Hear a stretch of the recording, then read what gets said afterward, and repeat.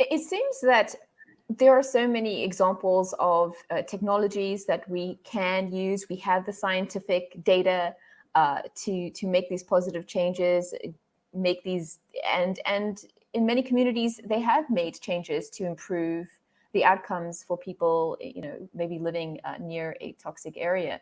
But overall, I think the gains have been very slow, and it seems that there's a tendency to disregard the scientific evidence.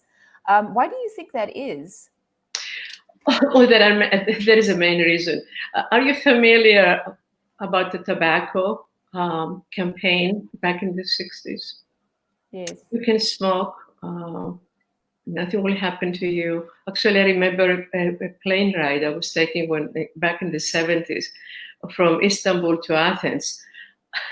And the stewardess brought, a pack of cigarettes along with coffee. So look what it took us, how many years it took us. Actually, my office at EPA was responsible, before I was doing transportation, to put together the scientific evidence about secondhand smoke, that if you smoke and I'm sitting next to you, my health is affected. But the tobacco industry used all kinds of means for misinformation. The same kind of strategy is adopted now by many in the industry, especially the oil industry, to bring about misinformation and deny and question the science of environmental exposures because of air pollution and climate change.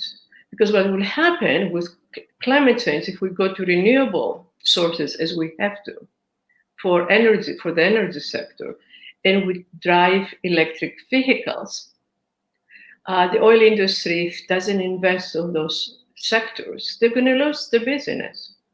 It's simple as that. So as a result, they're lying to the public.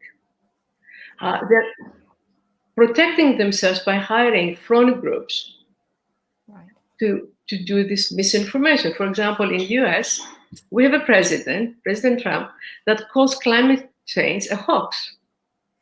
We have many sophisticated and educated people across the country that don't believe on the science. So it is sad, if you think about it, that we have known about impacts of climate change to public health back in the mid-80s. And as you said, we haven't taken the steps to protect the public.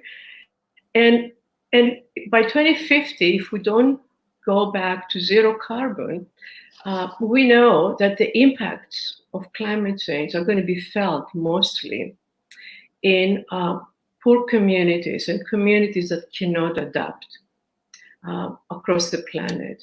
So the actions of us, the wealthy, for example, the people living in the States, we are responsible for 5% of the population in the globe, but responsible for creating 25% of greenhouse gas emissions. We are responsible for this global impact. If we don't take actions, the results are going to be felt more to communities in our country that cannot afford to protect themselves, or they're going to lose their jobs because farming has moved, and to the poor communities in Southeast Asia, Africa, and so forth.